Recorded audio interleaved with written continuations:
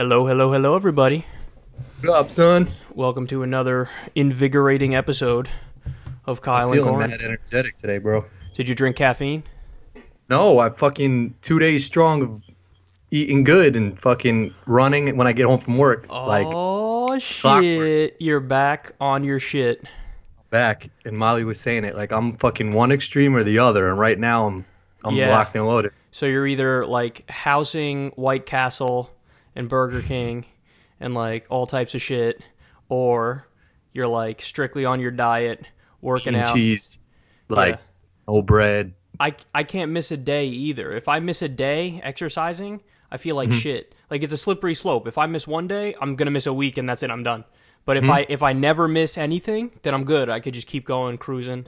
Yeah, it's fucking crazy how it works. Cause literally when I'm in my bad mode and I'm eating Wendy's and I'm eating McDonald's, like that shit fucking tastes so good. Like I I'm know. just like, yo, this fucking chicken sandwich or this like French fries on my burger, like give me more ketchup. Yeah.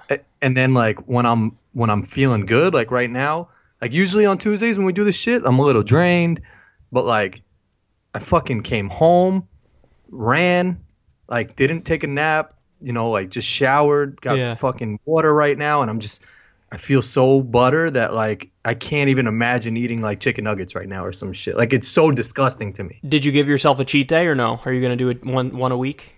So I was talking to Molly, my wife, about this, and she was saying I'm like two extremes, and that's usually how people are, is like if you're gonna do No, some I don't shit, think it's you don't most think? people. I think me and you are like that, but there's a lot of people who can relatively stick to something, but if they miss it, it's whatever. Whereas Yeah. I'm like you. If I fall off the wagon with my diet, I'm off the wagon. If I fall off the wagon with my exercise, I'm off the wagon. Like Yeah. I got to be rigid to it, almost like it's a religion when I'm doing it. It doesn't fuck like, but it doesn't fuck me up like mentally. Like to people, I'll still be nice. Like it doesn't really change my mood. It just affects like my energy, So I feel like when I'm eating more shit, I have to double up my energy. So, but are you going to I don't know give if that yourself are you going to give yourself a day or no? Or are you just going to say I'm sticking to it no matter what? I think you should give yourself one day a week, because if you don't, there's going to come a craving one day and you're going to be like, Yeah. I can't do it. But if you have a craving and like for me, my cheat day is Friday. So if I have a craving on a Tuesday, I think it's not that many days away. Just hold off. And by Friday, you could have that shit. Mhm. So that's it works for I me. think I'm gonna try and I think I'm really just gonna balance it out. Like, so I usually just have like burgers for lunch, no buns, nothing like that. But usually I wouldn't do ketchup because there's like sugar in the ketchup and shit like that. But so you're I'll doing just be like, you're doing a keto diet again. No, like, is no that bread. no bread? Yeah, no bread. No. Well, Yeah, like okay. as least many carbs as I could have. Right, because the people probably heard you say burger and they're like, "Bitch, that's not a diet." But I'm Yeah, exactly. clarifying, it's a keto diet, so no sugar, no Like carbs. on my diet, but then I go to McDonald's and I only have the number 1 through 4, not 5, 6, 7, 8. Yo, they come out with some nasty shit, but props to their fucking their board that has to sit down, who's probably just like some fucking wealthy ass white men Yeah. that are probably just like, why don't we just come out with some McRib? Like it's ribs with no bones in that shit. You're not allowed to make fun of the McRib on the internet, because if you do, the internet will immediately turn on you and hate you forever. Not the McRib, but like the fucking Shamrock Shake. Like I don't who even know what thinks that of these is. It's just a green shake. Hmm? Is that just a green shake? The Shamrock Shake? Yeah, Like it's a just St. like Patrick's Day shit. yeah, that's what they have that's like their. I don't know what makes it. I think it's just mint chocolate chip. Oh, okay.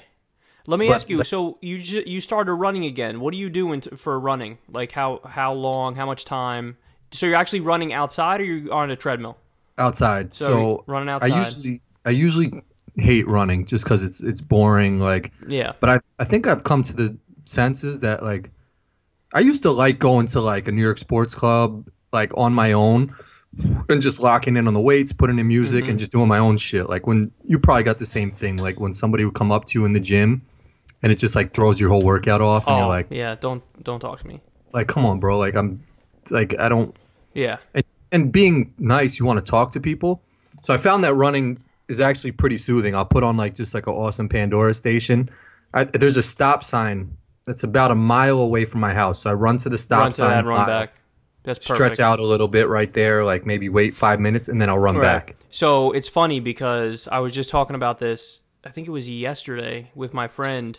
He was saying that, so I was talking about how, oh yeah, I've been on the treadmill a lot recently, and it's part of my routine. I do 4 days a week. I do it.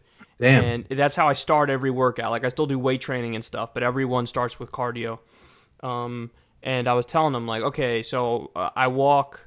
It's not like, it's like in between a walk and a jog. It's not a jog yet, but it's like a power walk. Like it's super fast. It's like 3.4 miles an hour, which means like you're walking pretty fast.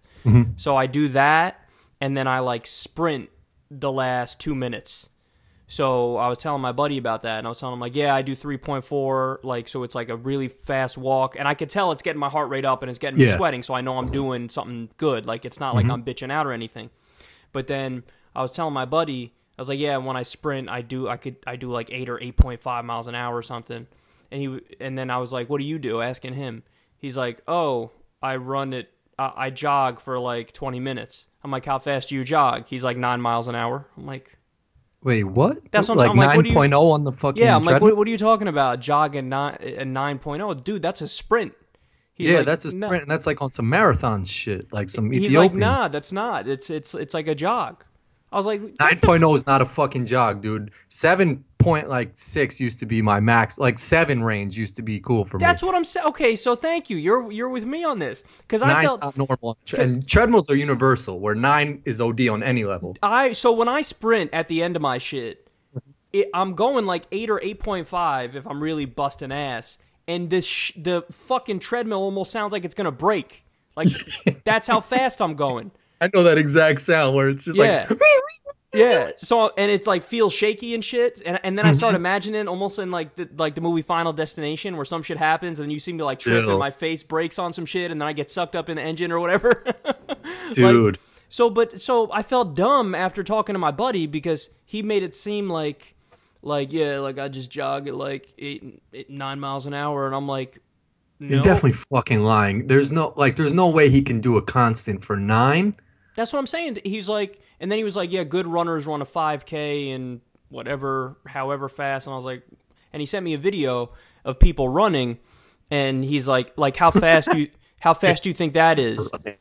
And I was like, that looks like it's like they're running at 6 miles an hour or something. He's like, no, that's 9 right there. I was like, what the?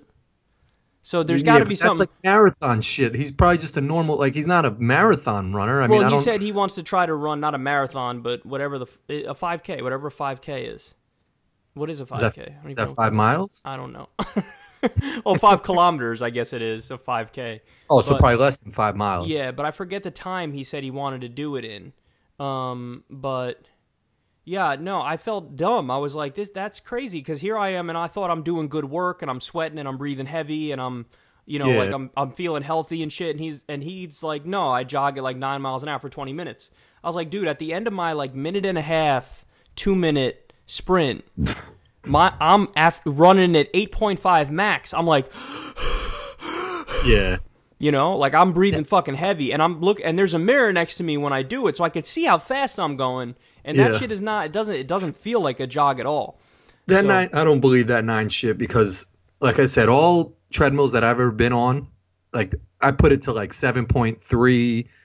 And that's a good run. That's a run. Yeah, that's a good run. Yeah. Like I've that ain't no fucking running. jog. I wouldn't call that a jog. Exactly. Like I'm on the verge of jogging at 3.4 when I'm doing my super fast walk. Like if I crank it up to 4, I gotta run. You gotta jog for that. That's a jog.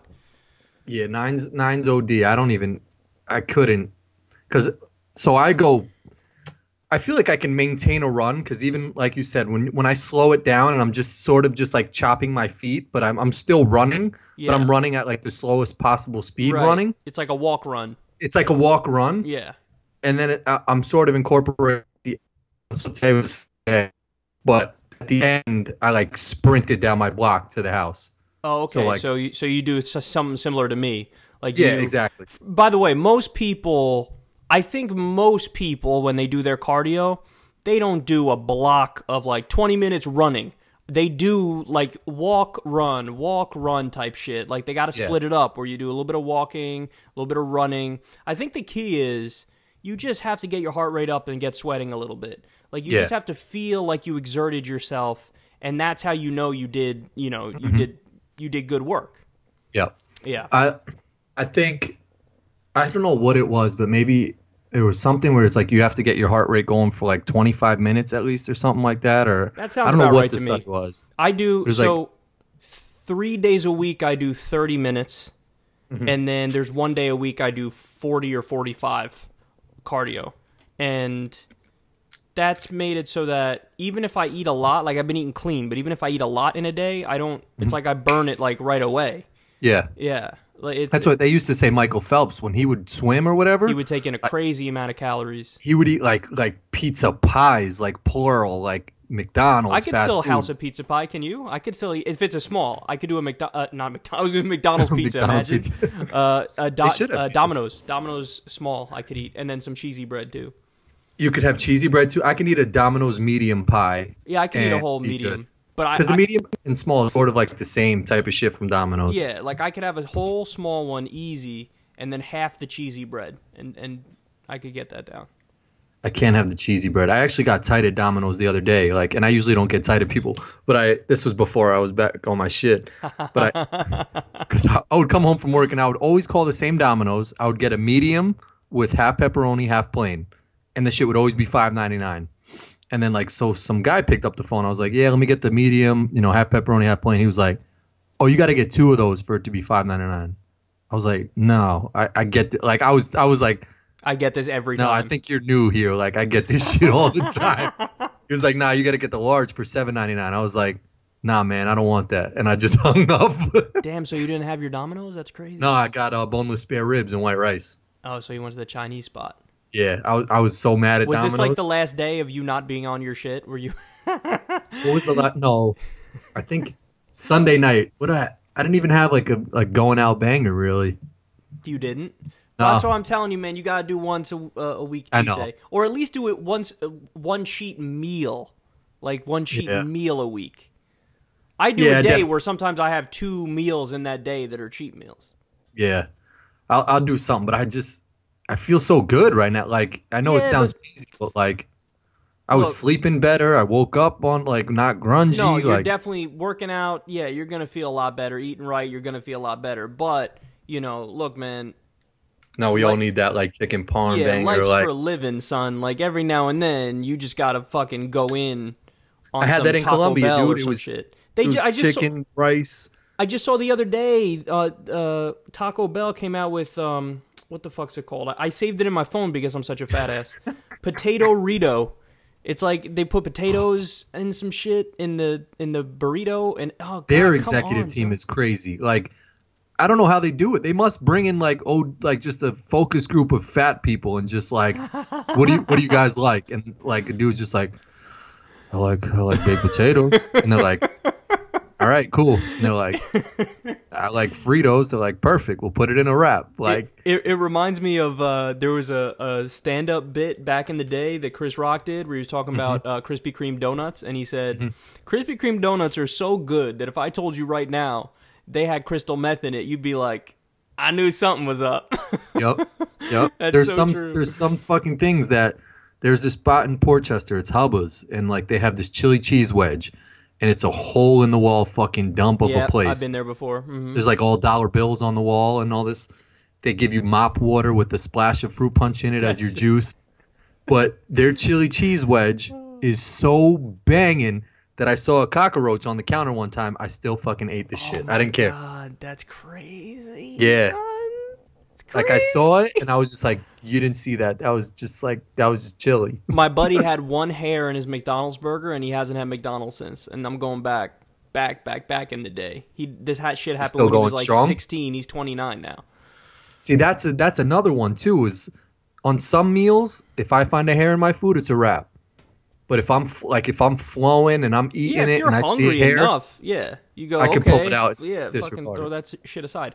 So last time we spoke, texting, you were you were away and you were coming back and you were just about to take off and you said that the weather was shitty and you were like, "Wish me luck because it's about to be World War III up there." Was it bad when you actually got up there or no? It was bad. So Would I have shit myself? That's the question. You would have shit. Yeah, you would have shit yourself. I was shook. Like I was. The testament of when you're on a bad flight is when you start looking around and no one's really making eye contact with you. Like everybody's like, I know. Like just turn your head. We know this shit is bad. Like, oh no. I was on one other flight. I saw like people crossing themselves or whatever and doing their prayers. This one was probably second to that. I don't really remember that one. I just remember it was bad. But this one, so we were flying back. I was in Colombia, which like South America, Colombia. Right. And it was dope, dude. It's such a beautiful like country. I was in Wait, have you ever been there before? Yeah, I was there last year. Oh, okay. That's crazy. Shout out so you were in Pablo Escobar's city, hometown. Medellin. Yeah. Yep. I never watched Narcos or any of that shit. Oh, but you got to. You I got know. to now. You were there and you haven't watched Narcos. You're like the only person from America who's been there who hasn't watched Narcos. Dude, we had an Airbnb and like we were higher up, like 15 floors or something like that. And the city's crazy because it's like it's just a bowl. Like there's all mountains around you and then just a lit up bowl like in the middle. And just sitting there looking at this shit, I was on like some corny shit. I was just like, imagine being like Pablo Escobar and just being like, I run this whole shit, you know, like he dug money and dug holes and put his money in the holes because he didn't know what to do with all of it. Yeah, and it's all around Colombia. He put money in the walls of his apartment buildings. Yeah, that he of course. Owned. And when he died, people used to go around and break the walls of the buildings to try and find his money. Yep. He was something else, man. I had friends that went to his mansion was like 6 hours away. I didn't go. But when you drive into his ranch, he's got a huge helicopter above his entranceway. And that was like the first helicopter he ever had. He ever did his first drug deal. He's got like this famous race car that he has on Narcos or whatever, like parked outside of his he had his own airplane runway. Dude was a crazy dude. Yeah. And by the way, the acting in Narcos is out of this world. Oh, is it? Yeah. Well, supposedly everybody's Colombian, but the dude who plays Pablo Escobar was not Colombian, and there was like a big pullback from that. Well, that guy they got the right actor. Oh, he was good. Here's how crazy Pablo Escobar's story is. He lost $2.1 billion in cash each year. Billion? He lost. So, billion? Billion. So let me read you, because there's a few facts in here that are just insane that I still haven't been able to get over. Listen to this. This is an article from Business Insider, so it's legit. At the peak of his power, Pablo Escobar bought in an estimated $420 million a week. He made $420 million a week. That's fucking insane. And I'm trying to find... Okay, here you go. Pablo was earning so much that each year he would write off 10% of the money because the rats would eat it in storage or it would be damaged by water or lost. That would be about $2.1 billion. So he lost $2.1 billion a year because rats ate it.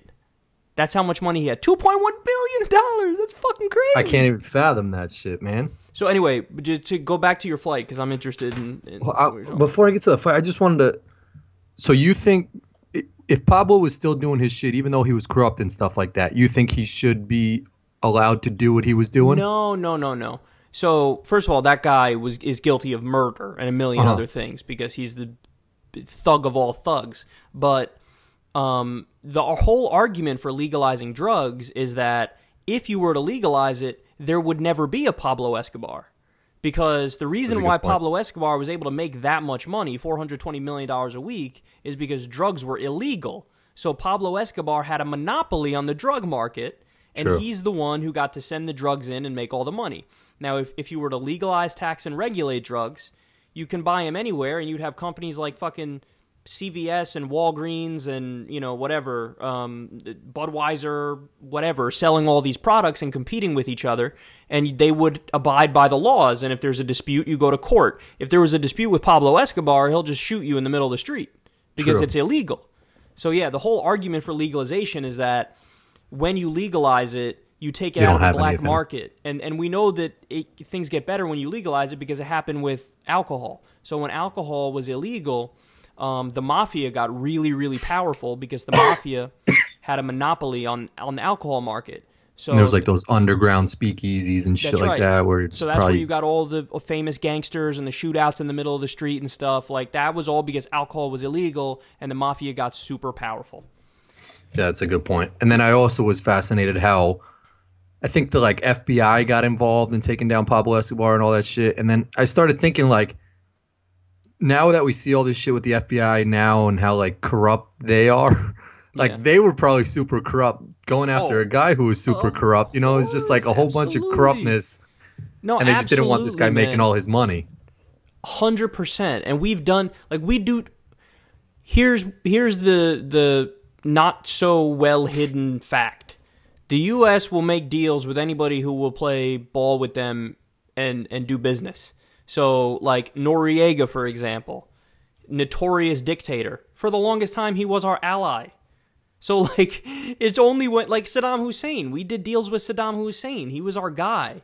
But it's only when he like, started, you know, being a little too hard to control that all of a sudden we're like, oh my God, look at how he treats his people. So it's just bullshit, you know? It's So if the dude from North Korea somehow stumbled upon some like oil rig in North Korea, like we'd fucking flip our script like this to be on like to be good friends with him. Yeah, North Korea is a good example of, now that guy's horrible and he treats his people like shit, obviously. Like, the country's terrible. But, yeah, like, We're just sellouts. what the fuck? Like, are we actually concerned about the people in North Korea? No, it's that they're not our ally and they're not good for business. And, you know, South Korea is our buddy when it comes to business transactions and Yeah. all that stuff. And North Korea is not. So, oh my God, we're going to have to topple this regime because we need a regime that's more in alignment with us, basically. And again, that's not to say they're good because they're not good, but it is to say that, you know, if you don't bow your head, then we view you as, like, you know, public enemy number one. Like, we view Iran as public enemy number one. Meanwhile, Saudi Arabia is our top ally, and Saudi Arabia is way worse than Iran. Way worse. So, Yeah, it's fucked up. Anyway, your So- flight. Tell me. My bad. So we were flying from Panama to Chicago to O'Hare, and How long is that flight? it was about 6 hours. So it was Okay. like an hour from Medellin to Panama, and then Panama to Chicago was about 6. So we've been flying for about 5 hours. I'm like, all right. I checked the time. I'm like, all right, cool. We're gonna be there. Mad sunny outside. Nothing going on. The pilot gets on the thing. He's like, you know, they shut down O'Hare. Like, no flights are going in there. So we're gonna have to just like taxi in the air for a little bit. So to me, I'm like, fuck, man. Like, I'd rather like be down. Like taxiing in the air is the worst because you're just literally flying around in circles, and it's like anything could happen. Like, think about just driving in a car. If you drive in a circle for mad long, like you're bound to hit some shit or something. So how long were you in the air doing that? I think we were that? in the air for like an hour and a half or something like that. Doing that? Doing that. Nothing. Like, I guess just going straight or in a circle, whatever we were doing. And it was smooth. So then he says, you know, they get on the loudspeaker or whatever, and they're like, we're gonna have to land at a different Chicago airport. So we land. We don't know what's going on. He gets on the thing. He's like, the airport's closed. We're gonna have to wait here for a while. Fucking waited for like 3 hours. He gave us one bag of chips. So long story short, after the 3 hours, the dude gets back on the air, and he's like, they opened up the airport, but it's gonna be pretty bumpy. And I was just like, fuck, man. So it was like a 45-minute flight from where we were. It was, I think, is Rockport or Westport or something like that. Rockport to O'Hare. 45-minute flight. We go up. Yo, I'm not exaggerating. The shit was like left, right, down, like bobble. Oh no. I'm like I said, I'm looking at people on my side, like, am I the only one that's feeling this shit, or is this shit just bugging out? Everybody was just shook, like looking straight ahead. I was like, this shit is gonna go fucking down. Damn, you really thought that a lot, didn't you? Yeah, it was on some like, shit. What the fuck is happening? And then so we get through it a little bit because it was a quick flight. We're going down, we're landing, right? We land on the shit. And the plane like hydroplane, and like skirted, like people from behind me, seats in front of me, like cell phones went flying. I was like, yo, what the? And then it finally stops. We pull into the gate, and then like there was one last like skirt. I was like, yo, get me off this fucking plane, man. Oh my god, man. Yeah, and I don't mind flying. Sometimes like if I fly enough and it's good, I'll be like, okay, this isn't bad. But then some shit like that happens. That shit threw me off. You're good with travel generally. You've done a lot of travel, both in the car and flying. So, but yeah, no, I would have shit myself because you know the story about when I was flying back from Las Vegas, where I just hit a little bit of turbulence and I thought I was gonna die because I never experienced turbulence. It's like the plane loses control temporarily, like it loses control and like you drop, like it does a little bit of that. And you feel like, what's happening? Are we losing an engine? Is there something in the engine? Like, what's happening? I don't understand. Put it in perspective, it's like whatever thousands and thousands of weight, like shifting in a certain direction. Yeah. Like in a split second, you could drop like 100 feet, like just like that. You know, like you got to think of the force of the weight, like the wind to push that much weight, like what to exactly left or is right. turbulence? I don't even know exactly what it is. Is that just wind? Is that what that means? I don't know if it's like clouds or like pockets of air that like get caught in the engine or something like that. But that shit sucks. Could you imagine getting caught in some shit like that on a flight that's like a 12-hour flight overseas, and you're over the middle of the Atlantic? And Like the middle of the night or some shit. Middle of the night, and you're just... I can't, dude. It freaks me out. Like 6 hours was a bad flight. I can't imagine like Tokyo or something, or Australia. I think is like 20-something hours. Australia is ridiculous, yeah. Like I'm good. I don't need to see Australia that bad. And it sucks because that seems like a really cool fucking place. And New Zealand too. New Zealand seems like an untouched like gem. Yeah. Yeah. It's so weird that that's so far away. So far away. It's like the exact opposite side of the world from us. Yeah. I think about that one flight, the one that they came out with the movie of where they landed in the Hudson. Oh, Sully, the Captain Sully. Yeah, yeah. Imagine just being on a plane that's going down, man. I can't. I don't know what I'd do. I don't know what I'd do. Every time I fly, I'll go to the doctor and I'll get a prescription for like Xanax or some shit or Klonopin or some shit. Yeah. Yeah, but I don't know. There's something that like before I take off, I'm like, I always say, I don't know who I say it to, but I'm just like, because I believe in God. Let my shit be okay. Well, I say me, but then I like try to humble it, and I'm like, please get me. I care about safe the baby to my in row C3. Yeah, I'm like, please get me to my destination. And everybody else on this plane, they're probably really nice people. And then I'm like, who am I talking to? Because I don't say this shit when I'm not flying. Yeah, you know, like why am I only asking when I'm flying? It's only when you're in trouble that people turn to it. Everybody, it's the same with everybody. That's the old saying. There's no atheists in the foxholes. That's the old saying. Because like when kids are at war, when you're at war and you're fighting, you want to believe like if I fucking die here, I need to think I'm going somewhere better or something because I don't want to feel like I wasted my shit. So that's the saying. There's no atheists in the foxholes. But I always thought that that's not good evidence that there is something. It's just evidence that people feel like they need something to rely on when shit gets tough. You know what I mean? Yeah. Yeah. There's nothing wrong with it, but that's what it is, you know? Yeah. Yeah. I don't know. I like thinking that someone was listening to me when I said, like, get us to our destination safely. Anything that would, like, protect you. Whether it's or God or universal force or whatever the fuck. Yeah, or on a smaller scale, like if I see a military dude on my plane, I'm like, all right, I feel a little safer because this dude is like, it's like a semi higher power right now. Like he can maybe fuck somebody up, you know? Like meanwhile, that dude's looking around like I gotta take a shit, and I'm not gonna fucking. I can't wait to like beat off in the fucking bathroom when we hit whatever many thousand feet. Yeah, for real. He's a regular ass dude. Like he's probably like, I'm saving none of these motherfuckers on this plane. The uniform doesn't mean dick. When your shit starts going down, it's not like gravity cares about your stars and stripes. Yeah, for real. Gravity's like, let him go. He's wearing camo. It's okay. Yeah, it's like he'll survive. Yeah, but no, fucking Colombia was dope, dude. It's like the houses are built on like the side of like whoever did their fucking construction and shit there. Yeah, we need to bring them over here and do shit because they fucking build houses in the middle of the mountains on like the side of a cliff. So how do you deal with the language barrier? Does your brother take care of that basically or no? Yeah, my brother just communicates everything. Okay. Like people could be joking on me. I don't know. Because You if know, I ever, like, go somewhere, like, in Europe, where I know everybody speaks English there, but, like, there's people, if I go to France or something, and, like, sometimes they just don't want to fucking bother with you, and they'll, so, and I don't know, I wouldn't know what the fuck to do. It's like, well, they also have crazy apps now. So for Google, I mean, the thing is, there should be fucking Wi-Fi everywhere. But if you have Wi-Fi, or if you have your data plan, you could just say something into Google, like and it'll translate it. In English, any language, it'll translate it. But will it?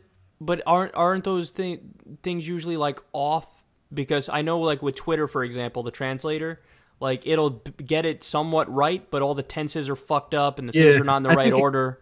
Gets like the gist of it. I did it a couple times, like talking to the dude who was driving us, and like he more or less got it, I think, unless he was just fucking lying to me. He was just probably shaking his head like, I'm gonna rob this motherfucker. Probably.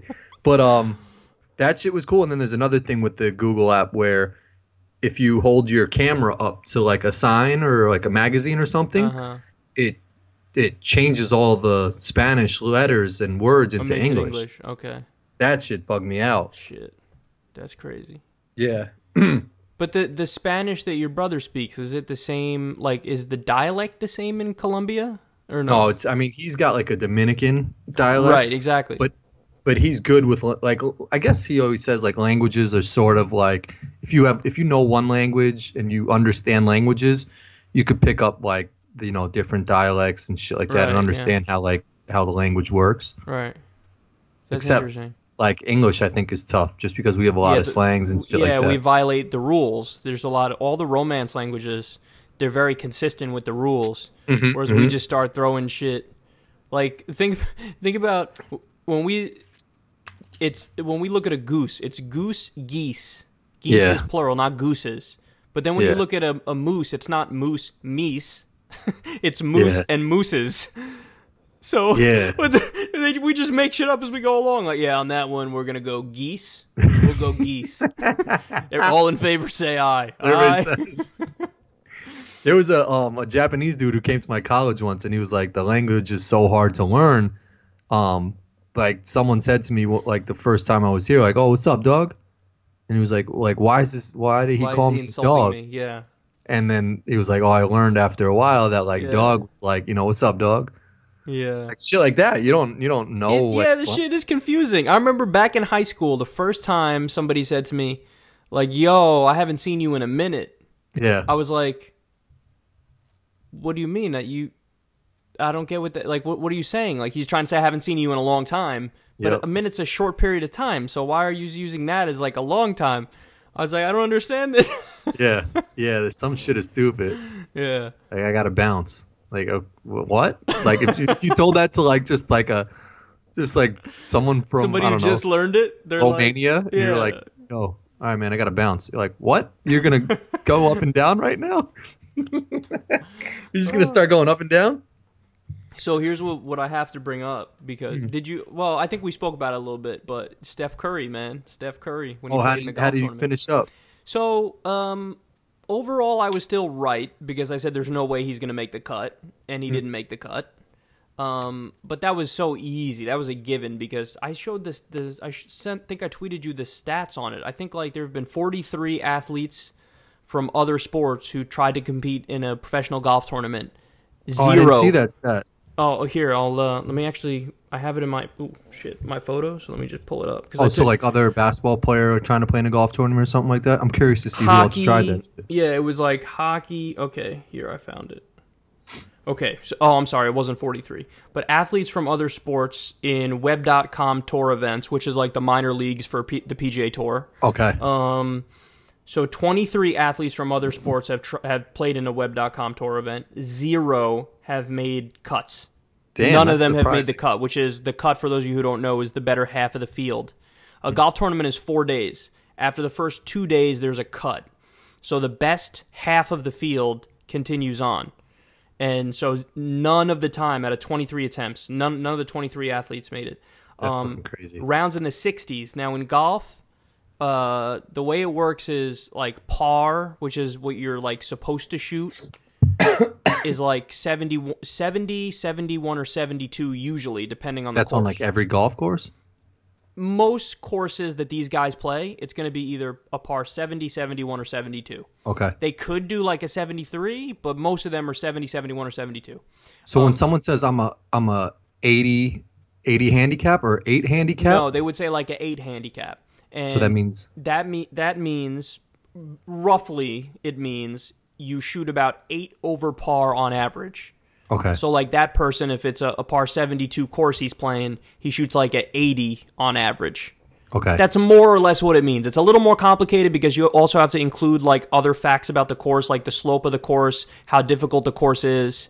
So technically, you know, somebody could be like an 8 handicap, but they shoot like 85 on average or whatever. But roughly it means like how much on average you shoot over par. So, so rounds in the 60s, which is good. In golf, obviously, you want to shoot lower. You want to get the ball in the hole in fewer strokes. No pun intended. I know that always sounds You can't talk about golf without it sounding like somewhat sexual. That's just how it is. 0 rounds in the 60s out of 45 rounds. So nobody's done that. The scoring average is 79.4 of the athletes trying to play. Other athletes trying to play golf. That I would think. So, but here's what Steph Curry did. He shot 74-74, which is fucking good, man. I mean, so don't get me wrong. He missed the cut by a decent amount. The cut was like 2 or 3 under par. And he was 8 over par because it's a par. So that means he missed the cut by like 10 strokes, basically. But 74-74, let me put it this way. He would have beaten me if I played in that. I would have lost. I would have shot like 85, 85 or some shit. He went to the minor leagues of the PGA Tour, played with the fucking big boys, and put up 2 super respectable rounds, man. I mean, super respectable. Everybody was expecting him. I expected him to shoot in the 80s, or some people were saying the 90s. There are other pros who were tweeting about it, who were like, if he fucking breaks 80, I'll eat my golf bag. Really? Like 80s? Yeah, if he breaks 80, so if he shoots in the 70s, I'll eat my golf bag. He went 74-74. So he's no slouch, man. He's a good golfer. He's got that fucking winner's blood, dude. Like, he's Under Armour. Jordan Spieth is Under Armour. I'm sure they were probably like sucking each other off for a little bit. And like, dude, if you could get lessons from Jordan Spieth and like, you know, you just you're an NBA champion. You just have that mentality where it's like it's like a language. You just pick that shit up. Like you just know how to win. There's no doubt that he's good under pressure. He's never. I think, and he said it too. He's like, on the first hole, I couldn't feel my hands. He said, like he couldn't feel his extremities because he was like fucking nervous. But after like 2 or 3 holes, he said he calmed down, and then he could just go about his shit. And he did a really good fucking job, man. I mean, I'm really impressed by that. Did he say he's doing any more? Or a season starting or something like that. Because I feel like with those 2 scores, if he were to be a little bit more consistent, do some more tournaments, he could probably make a cut. He can maybe make a cut, and what they might do is give him a sponsor's exemption every year at this tournament, because this tournament's apparently really close to him and stuff. Oh, okay. So they might do that, and I wouldn't even be against that given his performance. I mean, I don't think that's disrespectful at all. I originally said I think it's fucking disrespectful that he's even playing. I was just going to ask you that. Yeah, it was disrespectful, I thought, because, I mean... So you don't think it was good for golf that he brought attention or whatever to the sport? No, well, he changed my opinion on it because he played well. I thought he's not good enough to play there, period. Like, he's not good enough to play, and you're taking a spot from a dude who's trying to make a living playing golf, and he's just scrapping by because he's on the web.com tour. They don't make... I mean, they do okay, but they don't do all that great. If you're ranked number fucking 80 on the web.com tour, you're not doing great, you know? And so he took a spot from one of those guys. But, I mean, look, the proof's in the numbers, man. The dude played well enough where it's not like he doesn't have a shot to make the cut. He can make the cut, and he's good enough. So he changed my opinion. He flipped me on it. Where did he start to fuck up? Was his putting, or did you watch any of his? Look, man, was his driving, or is it anything? Because I feel like putting would be a tough thing for someone who's not. He actually not putted very really good. well. He putted really well. It's just, look, he's not a pro. When you're not a pro, you know, you're just sloppier. Like, you'll hit iron shots into the greens and you miss. you miss a green by like 20 yards randomly or some shit. Where all these other guys, the pros are probably hitting 65% of their greens. He hit like maybe 45% of his greens. Oh, really? Yeah, so then you got to rely extra on your short game. And he only made like one double bogey the whole week, which is crazy. So he had like a bunch of bogeys, but he was making a lot of pars. He had, I don't know, 4 or more birdies. So he's no slouch, man. I'm really impressed. He could beat me. That? And I would have guessed going into it. I've seen his swing, and I would have guessed, and in fact, I think I may have said it when we talked about this last time. I would have put fucking $1,000 on me in me versus him. But looking at 74, no, he would have kicked my ass because I would have shot like 85 on that course from all the pressure and all. It's just a whole new ball game, man. Oh, and his first shot that he ever hit, his first shot on the first tee, the first day. What'd he do? He pulled it. He pulled a drive, but they got down there. It had hit the cart path and then went into a fucking cup holder in a cart. So he made it like it was a 3 or some shit. But only he would make like a ball into like a basket. That's what I'm saying. Like that's what I'm saying. And then his second shot, he like duffed kind of like he just kind of hit like a top. So that's when everybody was thinking like, oh boy, here we go. He's gonna shoot like 80 or 90. But he held it together, man. So I'm impressed. So yeah, that's tough to do, especially on the golf course. Because one thing, I could play like I'm terrible at golf, but like when I have gone out all 5 times, it's like I can make it to 13 holes. And I shoot one bad shot, and it's a wrap. It's all like I can't even flip back my mindset to like stop thinking about it.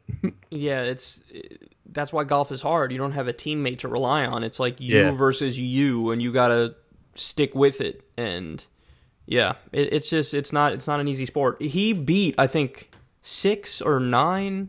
Yeah, I was telling pros. you that he beat a bunch of pros. Like there were PGA 6 pros. Should have texted them right away and just been like, "Yo, don't come back on Monday." I was thinking, like, imagine how some of those dudes feel. I was looking at who he beat, and, like, one of them was a promising amateur at one point, and then I don't think he did much once he got on tour. And then another one is a guy who's a former PGA Tour veteran who kind of lost his game, but it's a dude who had won on the PGA Tour. So he's a PGA Tour winner. He plays in the tournament, a Web.com tournament, with Steph Curry, and Steph Curry beats him. Like, what do you do? Like, your whole life has been golf, and here this guy comes. He plays golf, what, maybe twice a week, maybe? And during the season, he definitely not even probably close. Plays a lot more than twice a week. Well, in the off-season. Yeah. But, like, he can't play a lot of the year because he's fucking busy dominating the basketball world. But, like, he beat a guy who fucking his whole life has been golf. That's fucking crazy. Wild. Yeah. I saw somebody try to troll him. I guess the guy was from Ohio and had, like, a Cavs bag and then had his putters or wedges or whatever, and it was when they lost 3-1 to the Cavs, and he had like wedge, lob, wedge, lob, which was when they were up 3-1 in the series, and he put all of his clubs in front of the Cleveland bag, and it was like because they were up 2-0, and Cleveland won 1. Mm-hmm. Golden State won 1, so it was 3-1, and then the rest of it was lob. Yeah. I guess L is lob, wedge, right? Lob, wedge, yeah, that's right. I still don't know how to characterize what hit go like higher is longer and shorter is the lower the iron number, the farther the ball goes. Okay. So if it's a 3 iron, it's going to go a lot further than a 9 iron. I have been playing a lot of Golden Tee lately. Oh, that game's probably fun. I haven't played that in years and years and years. But you know what I'm talking about, right? Yeah, the one where you fucking do that, and that looks like a lot of fun. The game was dope. You know, I gotta say, like the old video game, like golf video games, like my old PS2 golf video games are fun as fuck. And like the newer Woods games used to be the shit. Nah, but I was just about to say the newer Tiger Woods ones. Like there's new, like 2012 was the most recent one I bought, but like the ones that came after that too. Like the gameplay is too easy, and I never liked it when they switched to the thing where you got to pull the trigger thing back and then push it forward, or whatever it's called. I don't know what that thing is called. You had PS2 the joystick, I guess. No, I'm talking about on Xbox now. Oh, okay. The joystick thingy. Yeah. On the when the they top left. Yeah, when they switched over to pulling it back and pushing it forward to do the swing, I didn't like that. Back in the day, they did the meter where you press the button and like you see this little thing take off and go in a circle, and then you got to press it when it hits the top, and then press it again when it hits the bottom. Oh, really? Yeah, that I liked a lot better. I didn't really better. play golf that much, but I'm about to hit you with some video game shit that I think we can agree probably hottest video games just to play wise. Hit me with it. NHL. Oh, like NHL was the any shit. years. NHL was the shit. Those you used to play for hours. Me and my buddy always played NHL 09. That was like our shit, man. That game is fun. I also like a bunch of NBA ones. I love a bunch of NBA ones. I'm not sure. NBA Live 2000 was hot with Tim Duncan on the cover. Yeah, I was just about to say, I think I like the live ones better than the 2K. Yeah, people love 2K now. Like, it's not even a debate. Yeah, I don't even know if they make live games. Yeah, exactly. Anymore. But back in the day, I like the live ones better. Same. Yeah.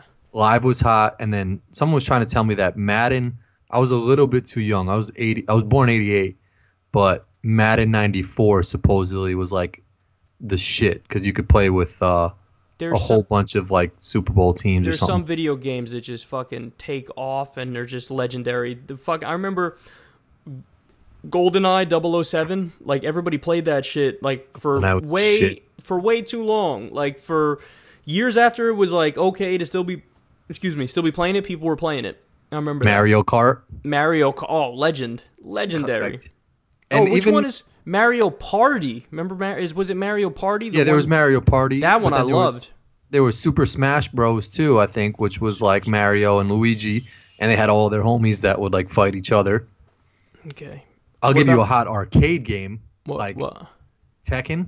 Oh, Tekken's the shit. I love Tekken. Mortal Kombat was my shit on. Yeah, Mortal Kombat, PS2 Street Fighter iconic. And N64, yeah. But like in the we used to go to the arcades. Yeah, I don't know if you ever went to. There was Nathan's in Yonkers. Yup. And like, so there was Nathan's, but then there was like this shady game room in the back, but it was like the biggest game room ever. Okay. And they had everything back there. So when I was a kid, my mom would take me to the arcade, but it wasn't there. It wasn't at the Nathan's. I don't remember where it was because I was a little. Ground Round kid. had one. Well, I went to the Ground Round with my family as a kid. I probably played some shit there, but I'm thinking of a different one that was like literally just an arcade. Like you walk in and all it is an arcade. Oh, really? Yeah, and I don't remember much about it, but I just remember loving it and fucking. I feel like there aren't really arcades anymore. Not anymore. Hell no, not anymore. Like maybe on a boardwalk somewhere and like like the Jersey Shore, some shit. Sure, but not outside of there. Nah. Arcades aren't around anymore. You still from time to time see like air hockey like boards. Air hockey was sort of hot. Well, I used to. There was Sport Time USA. Sport Time had all the games. Oh, of course. We had mad birthday parties there and stuff. Yeah. That was fun. And they had the race course where you would shoot the water. Wait, what was the thing you said before Sport Time? You said something that I wanted to respond to, but I forgot. We went from Tekken to something and then Sport Time USA. I don't know. I got the worst memory ever. Fuck. Whatever I was going to say was going to be good, but it's out of my head now. I'll probably remember what I was saying. Damn, man, it's okay. But I was thinking of all the shit as a kid that I played. Oh, the horse racing shit? No, that was at Sport Time. Sport Time used to have that all shit those... was fun, the horse racing game. You used to collect up all the tickets, and there used to be one go-kart. Everybody probably knows about an arcade that, like, there would be one special toy, like, all the way at the top. That like shit would have mad dust on it. No one would ever win that shit. But you would collect all your tickets. Oh yes. Never win it. Even if like, what would you couldn't even get that go-kart out of the front door at Sport Time. Like some fucking, I don't know how they get cars in car dealerships like on the floor. I'm still fascinated by that. Well, I used to work at one, so I've seen it. Yeah, I know. It's like you have an inch to spare on each side, and they're backing in and. I think I saw them do it one time, and I was just like, "Wow, this is fascinating that they people get all these cars in here." That you get good at tight corner driving shit when you work at a dealership. That's for sure. But these motherfuckers were crazy. They would drive the shit in there, and like there would be no windows open, and I'm seeing the fucking carbon monoxide come out of the fucking back of the thing, and I'm looking around like, "Are you guys like stupid?" Oh, in the dealership? Yeah, I'm like, "What are you doing?" They're like, nah, you're good. You get. I'm like, what? No, I'm looking at the fucking ceiling and shit. Like, this definitely is not healthy. You might not die, but it's not like it's healthy breathing that shit in here. It's definitely not good. Yeah, and how long are you gonna do it for? You know, it's one of those things. Remember NFL Blitz? No, I never played any NFL games. You didn't play Blitz? Was the one that you could like after they whistle, you can like you could just like body slam a guy. That's probably where they got the inspiration for all the whatchamacallit games where you fuck people up in the streets and shit. Which one am I thinking of? For a sport game? No, it's not a sport game. It's not a sport game. Like Grand Theft Auto? Grand Theft Auto. That's what I was thinking That was of. the shit. There was a peak where Grand Theft Auto was like the shit. Did you ever play a game on N64 called 1080 Snowboarding? Yeah. I now that you say it, I remember. I played that shit. Oh, and Star Wars Pod Racer. What? Yeah, Star Wars was a hot one too. Yeah. There were some bangers. Ken Griffey Jr. had a game. It was like home run something that I used to love that shit. So the only Thomas had a game. For the NFL, I never played any NFL games, but there was a brief period when I was a kid where I was into the NFL. It was back when Boomer Esiason was the quarterback for the Jets New or York the Bengals. Jets. Yeah, for the Jets. Oh. So I was a Jets fan as a little kid, and I like Boomer Esiason. But then I stopped caring about football pretty quickly. I never really cared about baseball. That's the one sport that I never at any point got into. Hockey I was into for a long time. I was a hockey goalie as a kid. Oh, really? Yeah, I used to. Okay, so that's a tough position. So I have a funny story to tell. So back when I was a kid, so I played roller hockey and I played ice hockey. Roller hockey, I think, is probably more fun looking back at it because it's just a little easier, you know, but you got all the thrill of playing hockey. Yeah. But there was one time where I was playing hockey goalie in like ice hockey game, and I put on the wrong pads as a goalie. So I had these like soft ass pads. Wait, so for ice, how'd you put on the wrong pads in it? Like those diesel ass fucking pads? Yeah, but so here's the thing: these were like cheap roller hockey pads that were meant for those little rubber balls, and I'm getting these pucks shot at me, and I'm wearing these like really weak bitch ass pads where I'm feeling everything. So the puck's hitting it, and I'm feeling it, and I'm getting all bruised up and shit. But I was like, it's so embarrassing if I say, like, no, these aren't the right pads, and this hurts, so I can't do this right now, that I was like, just suck it up, Kyle, and just fight through it. And I did. I fought through it. But that shit hurt like a motherfucker, man. I'm sure, dude. That's, like, not what you're supposed to be wearing. Yeah. And I think that... And then one time when I was a kid, my dad used to take me to Ranger games. And there was one time... I think he, like, knew somebody who, like, worked on the ground area at MSG. Kind of like you did for a while. Like, you worked for the Knicks games and stuff. Like, he knew somebody or something there. So he got us, like, able to stand right up front there for a little bit. And there was one point. This was when, at that time, I wanted to be a professional hockey goalie. That was, like, my career goal. I was, like, this little kid, though. I was really young. But anyway, so they took me down there. And I forget who it was. But somebody took a fucking slap shot right at the glass, like kind of close to it, and broke it a little bit. Like it shattered a little bit. Like, you know how you see like on a windshield or something, if like a rock hits it and it, like the cracks start to show? That shit happened right in front of my face. And I was like, yeah, I think I don't want to be a hockey goalie anymore, dog. Yeah, that shit would traumatize me, dude.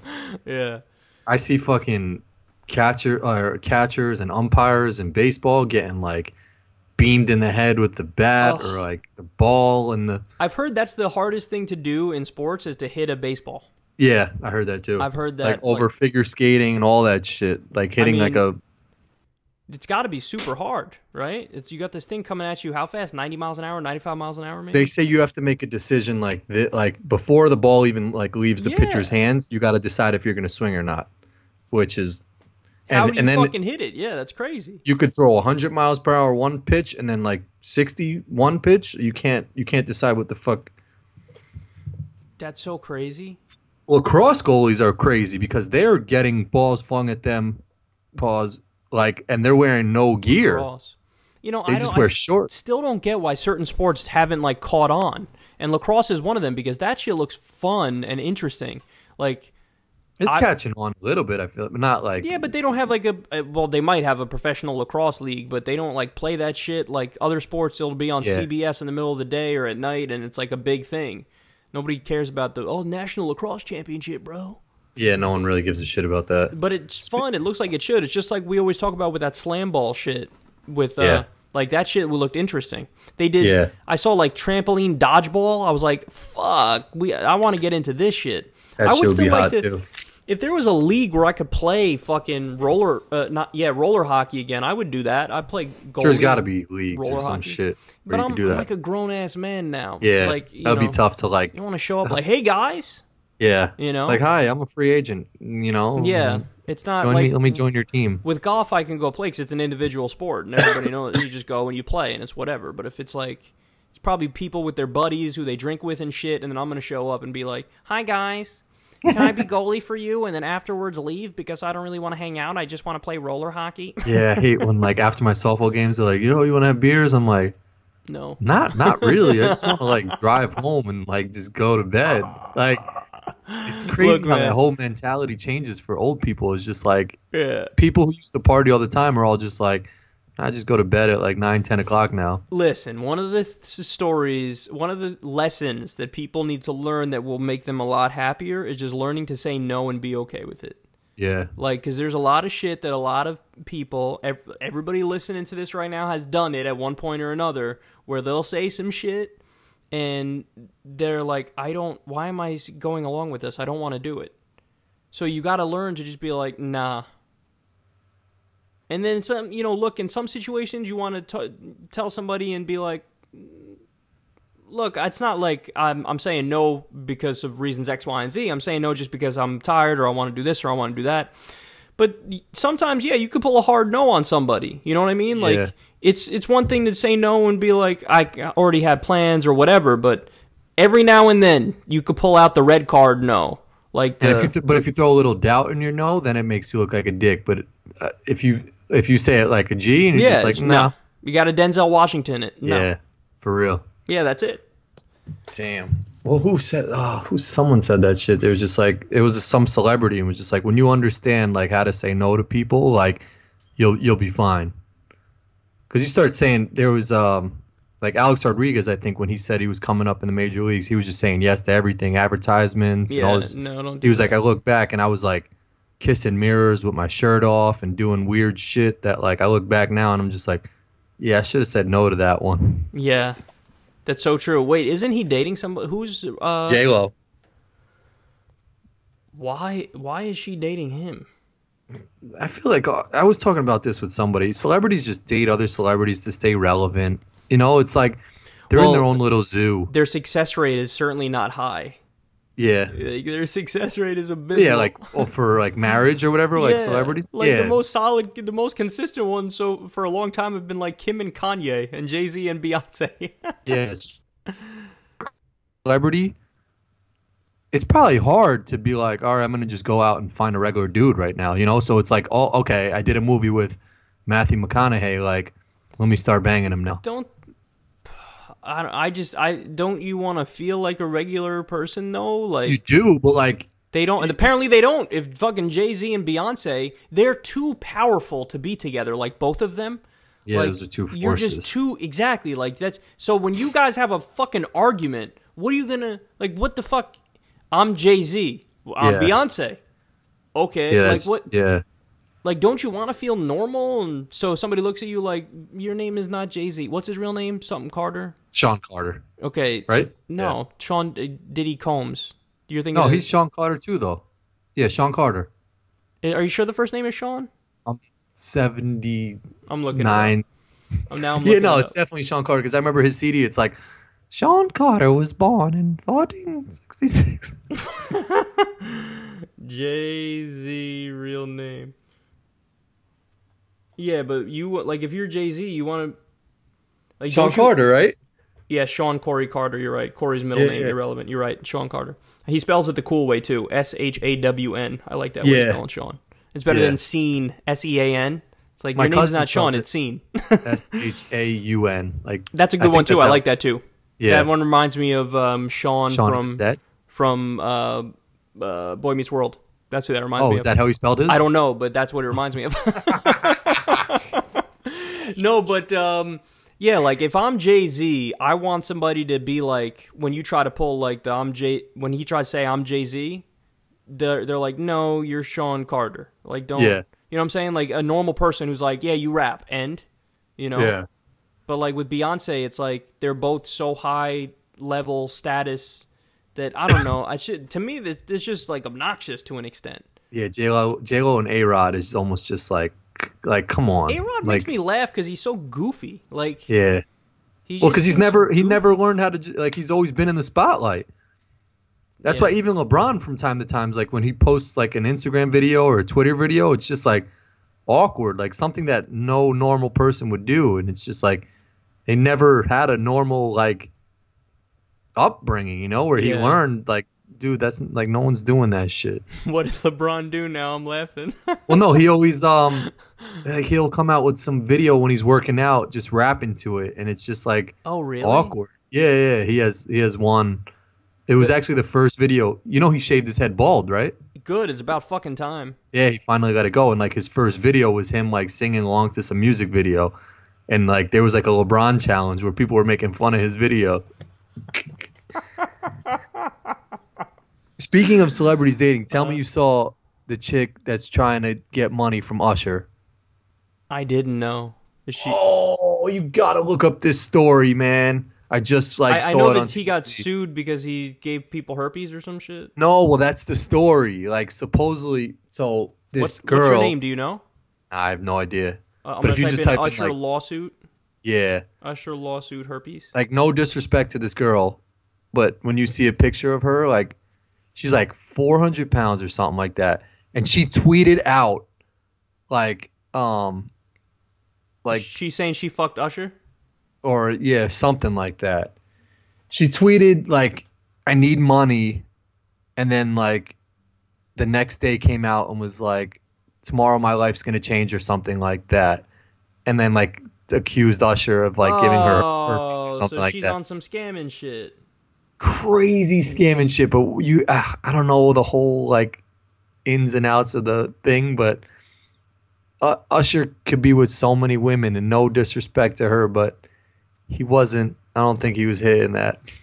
If Usher likes him like that, then goddamn. Did you see the picture? Yeah. Like I'm looking right now. I typed in Usher lawsuit herpes, and went and Gloria Allred is doing the lawsuit. Yeah, this is bullshit. Gloria Allred's a well-known like. Just trying to jump on the thing. Yeah, one of the bullshit lawyer celebrity suits and stuff. But then I thought about Arnold Schwarzenegger. And when when that lady came out, I think she was a cleaning lady or something at his house. Mm-hmm. She was hit. Well, no, the thing that makes me think Usher didn't do it now isn't the way she looks. It's what you said about her saying, I need money or some shit. Yeah. She tweeted out, I need money. And then she tweeted out, like, tomorrow my life's going to change when I say this or something like that. Yeah. That's suspect and I wrote as fuck. She tested negative for herpes, the shit she accused him of fucking. So what the fuck are you talking about, son? Get out of here. Damn, Usher been slandered like a motherfucker. That's what I'm saying. Like, because everybody was like, oh, he's got herpes. I said it. Everybody said it because all the articles said that. But if that's the fucking source, is this random... I heard, though, that there was a dude that is claiming he gave it to him, too. No. That's what I heard. This is secondhand, so I'm not sticking by this. Maybe. I mean, I didn't look too much into it, but Molly showed me. She was like, you heard about the chick that said she slept with Usher?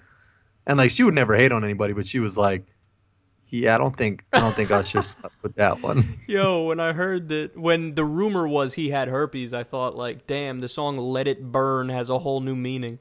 Yep. Oh shit, dude.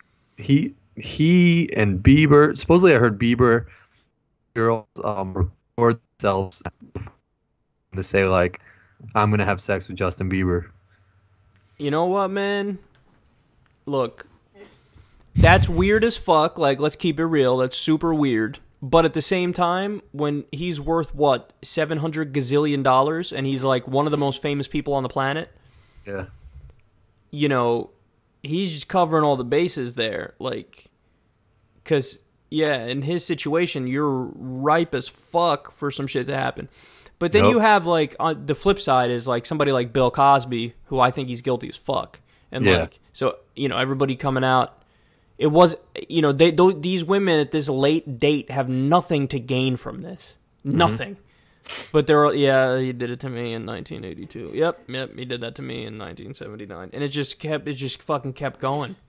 So yeah, but I don't get, but I mean, like, I'm not questioning them, but like, it is like 30 years later to say some shit. Like, it took them that long to like first finally of all, realize. it is fair to question them because that's the way shit works. Innocent until proven guilty. So like, I don't even agree this girl with, right here. Like, you have to. I don't agree with people who say like, oh, the fact that you're even questioning them is sexist. Like, no, it's not. It's innocent until proven guilty, and yeah, when somebody comes out decades later, you should question it.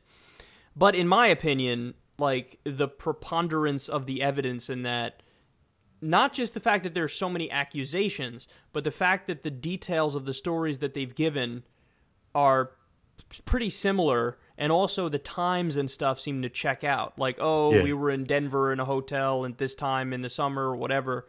Like, and it checks out that Bill Cosby was there and they were there at the time. You know what I'm saying? There's like 500 of them. It's just so much circumstantial evidence that I go, yeah, come on, dude, who are we kidding? But I don't think you're wrong for questioning them. I think, here's what I think happened. When you're a young woman, like, trying to make it in Hollywood or whatever, an older guy who's established, who's America's dad at the time, he's got power, who's got a lot of power and a lot of sway, he tells them, hey, look, like, I'll get you a job on this new sitcom. I know the person who's directing it. I know this person. I know that person. I want to give you some career advice. Like, let me help you out. You'll make it far in this business. Believe me, you'll make it far. And then, you know, hey, let's go. Let me buy you dinner. It'll be strictly business. Don't worry about it. And then, you know, one thing leads to another, and they're in the hotel room and something happens. So, but by the way, don't get me wrong. Like, there are some people among the accused among the accusers, I should say, who I don't believe, who are like, yeah, I had sex with him 43 times and it wasn't consensual. Bitch. You're just hopping on the shit. Yeah, get the fuck out of here. Fucking 43 times. Whoops. By the 37th time, I thought he may be up to slipping something in my drink, but wow, I didn't figure it out. But most of them, I think it was legit, and I think that he used his power and influence to do it to them. And then after the fact, what do? Like, you're a girl who just had this fucking horrible thing happen to you. If you go to the authorities, what are the authorities going to do? Dude, that guy still got money and power. They're probably going to laugh at you. They're probably going to, okay, Bill Cosby fucking my ass, you know?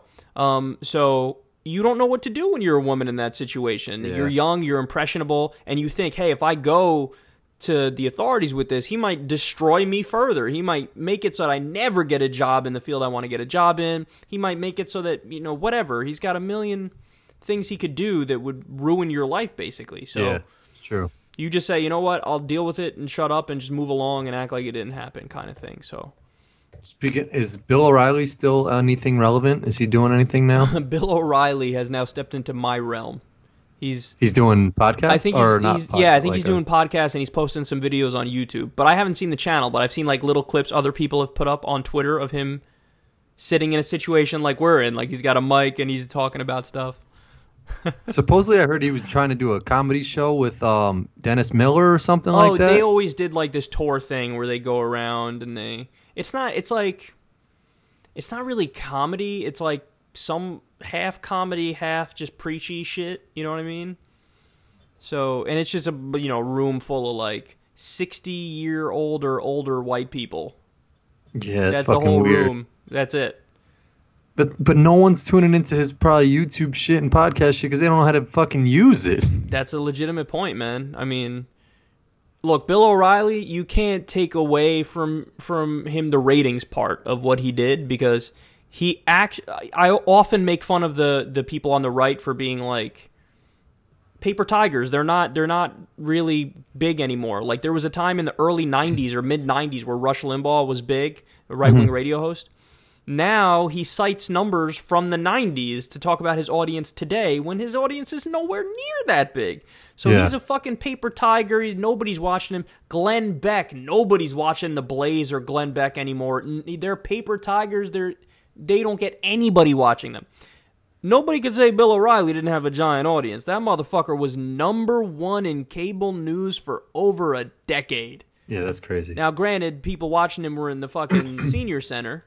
But they count, they count and they vote, and they were watching that motherfucker. But now you're right. That's a legitimate concern for him that, like, yeah, the people who watch him are not really good with the computer machine.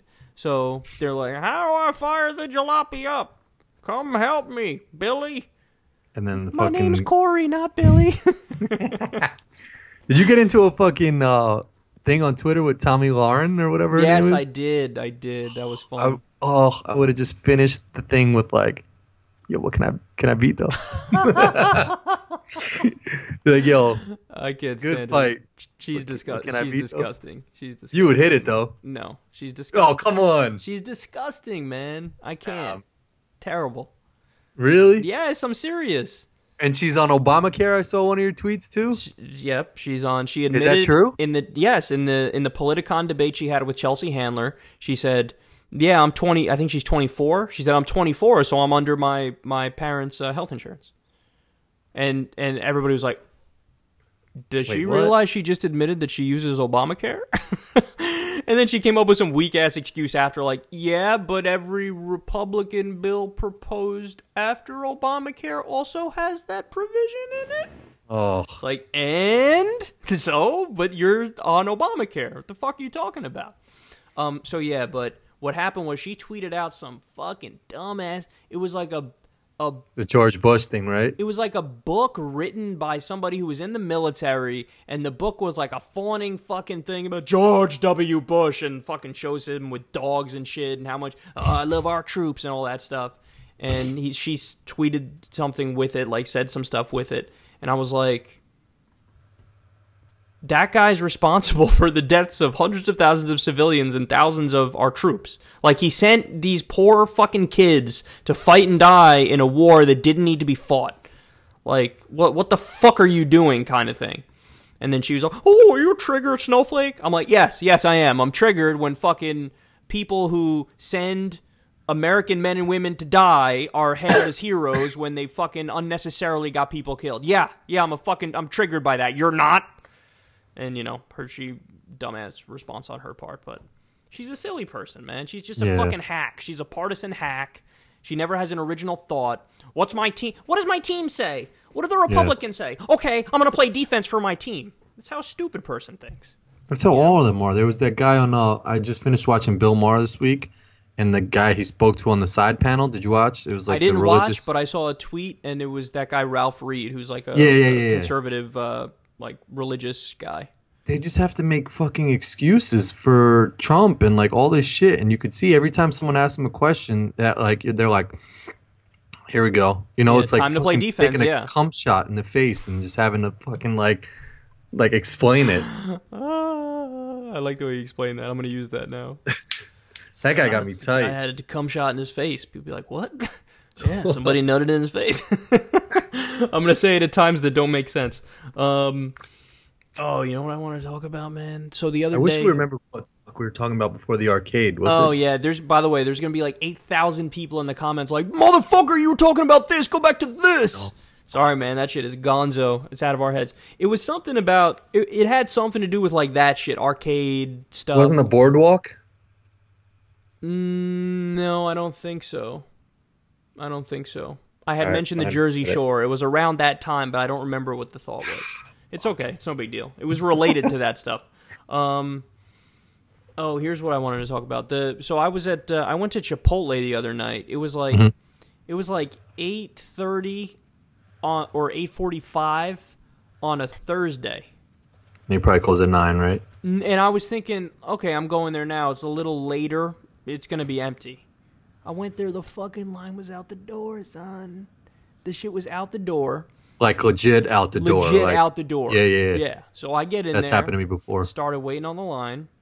Waited maybe 8 minutes, 10 minutes. We had moved up a little bit. So now, I'm in the store maybe 12 or 13 feet. But there's still a big-ass line in front of me. There's like another 40 feet in front of me of people on the line. Then these fucking kids come in, like high school kids. And there's these little there's not little girls, they're like high school girls, I guess somewhat little. But like adult enough, Two of them and one guy that are on the line that you could tell like they went to high school.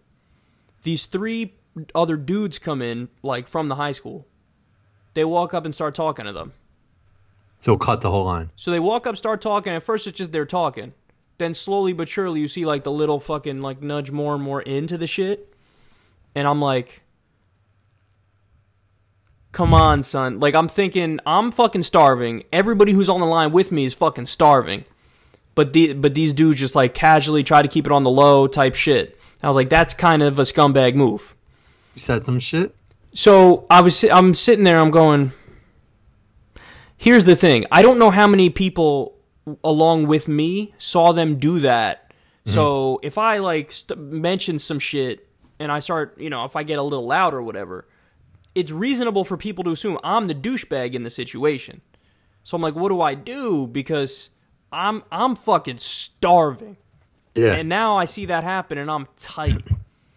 And there were like some other young kids who were right behind them, but they look like maybe they were in high school, maybe not. But if they were in high school, they were in like 9th grade, whereas the people in front of them were in like 12th grade or some shit. So they're on their bitch shit, and they're not going to be like, excuse me. And they're the close ones. I'm like 4 or 5 people back. So for me, you would have had to fucking maneuver out the way a little bit to like say some shit. Yeah, and it's like there's 3 people at least in front of me who I feel like it's in the level of like responsibility. It's on the fucking first people to be like, yo, what do you know what I'm saying? Like, you can't have the dude all the way at the back be like, yo, what, like, that would just be weird. So anyway, I'm like, you know what, man? I'm just gonna bite the bullet right now. Whatever, it is what it is. They're assholes, but it is what it is. Okay. Then the whole high school came in and went in front of you. Almost, son. Almost. Oh, serious? 4 other people come in. Oh. So first it's like some regular ass looking dudes from the high school. The last one is basically the most brolic high school person I ever seen in my life. It was almost like a comedy skit. Like, you see a dude who's like damn near bodybuilder size. Just fucking, he looks like a pit bull. He's like 6'4", but just muscly as fuck. But definitely so like a high school kid. Oh, he definitely 100%. Was a high school kid? Yeah, like no fucking facial hair. Like, like couldn't even just grow like a dude, anything. like, I can maybe get to the front of the fucking line right now. Like a dude who's on steroids but in high school. Like that type of shit. So like he came in, they walked to the front, and they do it on some even more brazen shit. They just walk up and walk in and start talking to the people. And I heard like the girl say, when the guys walked in, the second group of the guys, I heard the girl say something like, oh, you want to cut? It's like waved them up or some shit. And then they were all talking. And I'm like, that would have been my cue right there. If I heard that shit, I'd be like, nah. So like I would have just thrown out something. So then I'm like, I'm ice grilling them on some shit where if they look at me, I'm gonna be like, yeah, I'm fucking ice grilling you right now. Like, so they walked up, they started talking. Then after like 3 or 4 minutes, a guy behind me is like, jeez, line's taking long tonight, huh? But he wasn't saying it in a way as if to try to like send a signal to the people. Like, he just was oblivious and didn't know why it was taking so long. And I see his wife standing next to him. She's looking tight as fuck. And I'm like, yeah, because fucking 33 people cut the line. Oh. I said that shit, and then I just walked out. I'm like, I'm not fucking waiting, and I'm not going to try to start a confrontation with massive juice head boy. So how long did you wait before you bounced? I was there for probably 15 minutes. Damn. 12 to 15 minutes. And it wasn't like, if you committed the other way, it would have been a while? Like, it was just... It would have been another 30 minutes. Damn. Yeah, fuck that. Yeah, like... But that's like, how. What would you have done in my situation? What would you have done? Would you have said something, or? If I was closer, like you said, if I was like that next person, I would have been like, "Yo, you guys are ODing a little bit, like let me go in front of you at least." If you're a group of 50, like. Yeah. But if you're that far back, it's sort of like you're the ass because it's like, "Yo, why are you causing a scene?" Like if someone behind you is like, well, this crazy guy right here is just like picking a fight with these high school kids, Whereas I think 10 minutes in or something like that, I would have just been like, fuck this. I would have found another food spot. Like, and I was thinking about how that would go down. Like the fact that I'm fucking 29 and they're like 18, and they like it's just incumbent upon me to be more like, give them more leeway or some shit. And something like that kind of happened somewhat recently too. Like I was playing golf. I may have told the story on the podcast. Stop me if I have. But I was playing with this dude who's like, he's like a really kind of heavy guy, and he almost like walked with like a limp or something. Like he had a problem with one of his legs or whatever. And so I was playing golf, and they paired me up with this guy, and I'm thinking like, this guy's gonna take a long time because like he's like fucking handicapped, legitimately handicapped. So, but somebody told me like, nah, he's actually a good golfer. So he actually was. He kind of hit the ball well. But what happened is on the first hole, I pulled the cart up, and then that dude pulled his cart up behind mine, and he like parked it on a hill, but he fucked up parking it on the hill, so like it rolled back a little bit, and like the wheel got caught on the side of the path or whatever, and I heard somebody like screaming. I'm on the green, and you can't see where he is from where I am. I heard him screaming, somebody screaming, and I just walk over there. I'm like, what's going on? And the dude starts yelling at me like he's my dad or some shit. Like, what? Just fucking... For what reason? Yelling. Like, you gotta pull the cart up so I have room to get out over here. I'm like, whoa. So yeah. I had to catch myself, because think about it, man. We're talking about a dude he's probably like 65 years old or older, like handicapped, and he's flipping out at me, yelling at me like he's my dad or some shit. And I had to catch myself, because if I start yelling back, or if some shit happens, like, I'm automatically wrong, because I'm 29 years old, I'm fit. Like, so I had to be like, oh, geez, I'm real sorry, man. Here, let me pull my cart up some more or whatever.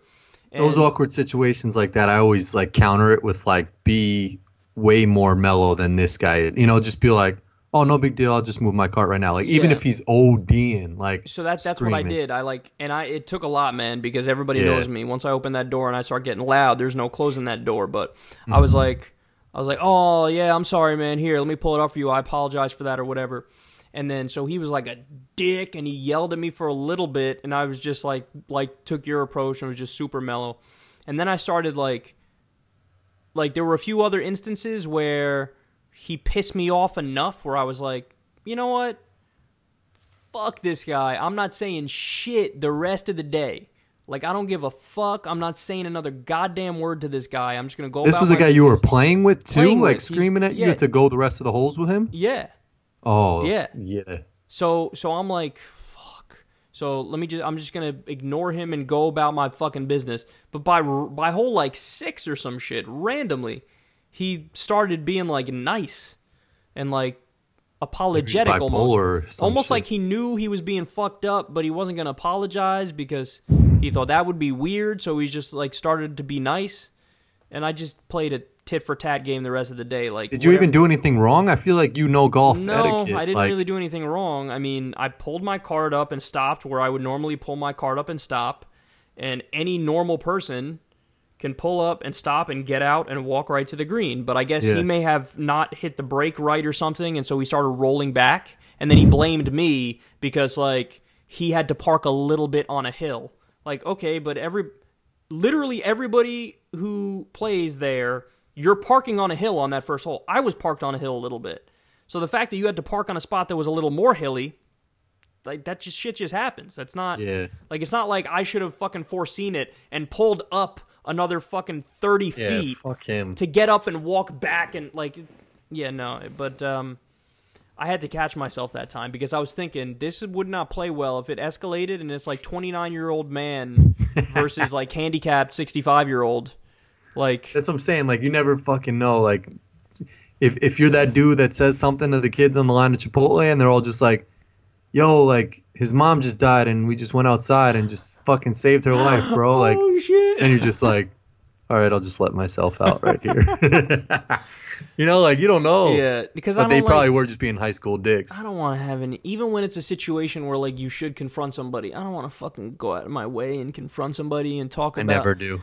Like, it's just, I just want to go about my business and get the fuck out of there and, like, get back to watching TV. Like, that's what I want to do. I just want to be by myself and watch TV. Drag you in. Like, I went to the pharmacy to pick up medicine, and, like, whenever I go out, I'm like you. I just stand online. Like, don't talk to me. I just want to get my shit. And it was a pretty diesel line, and I was second to last at one point. There was a blonde lady behind me, sort of older. Looked like she could be grumpy, but looked like she sort of could be nice. So I think I gave her a little like smile, like, hey, how you doing? And then this other lady came up. She came up from this side, and there was a divider here, and she couldn't see if there was a line this way. So she was like, she said to the lady behind me, like, "Oh, does the line start here?" And the lady was like, "Does it look like the line starts here?" And then like looked at me like, "You're gonna confirm with that, right?" And I was like, "Oh shit! Like, don't bring me into that shit." Like, Oh no. and I wanted to be nice to the third lady, but Yeah, also yeah. like thought I was nice with the lady in front of her. She made it so like she's like, pick a side, motherfucker. Yeah, And you're like, so, yo, I'm just trying to get some shampoo in this bitch. so I said to, I was just like, "Yeah, this is where the line starts," and then gave the lady a look like, "Yo, you're ODing a little bit." Like, people do that shit all the time when they want, like, when they like are rude as fuck, and then they look at you like, "You agree with me on that shit, right?" And I'm like, "No." Yeah. Like, one, I don't want to be involved, but two, you were fucking just spazzing out. You know what you remind me of? I can't stand people who are assholes to like their waiters or waitresses. Oh yeah. Like that shit pisses me off so much. But that goes two ways though, because sometimes people will be like, rude is one thing, but tipping is another thing that I wrestle with sometimes. I'm a big I always tipper.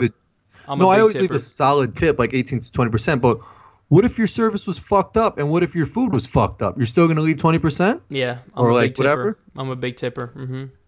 Always. But the whole point of like you're out to a restaurant and you should be getting decent service, and if your service wasn't to what you thought it was, so yes, you should be getting good service. Of course, that goes without saying. But the way I look at it is like there's a pretty decent chance that if you're not having a good, experience or whatever, it's not like on purpose. It's just that for whatever reason, that person is like super busy and overloaded and they're covering 2 sections when the other person showed up late or some shit, or they're having a bad day for a variety of reasons, something going on in their personal life where they're not able to be as whatever cheery or bubbly or get your shit exactly right, or it could be somebody in the back in the kitchen or something that's going slow. Fucking slowing up their food, yeah. But as a general rule, I always give, because in the service industry, man, like those people, they don't make a lot of money. It's tough. And the fact that people are going to, like, you're going to handle my food and serve me my food and shit under any circumstance, yeah, I do 20% no matter what. I try to have that mentality too, but like there's, and I always do, but then I think about sometimes where it's like, I even feel bad when the food comes out cold or something like that, or if something's not cooked right. I've never once in my life sent a dish back, ever. Yeah, neither have I. Ever. I probably have gotten the wrong thing one time or another, and I just didn't send it back. You're just like, fuck it? Fuck it. You can't, if somebody's handling your food, man, you can't. Is that because you're around. nervous they're going to spit or some shit, or just on some like the inconvenience of like, hey, this isn't what I ordered? Both.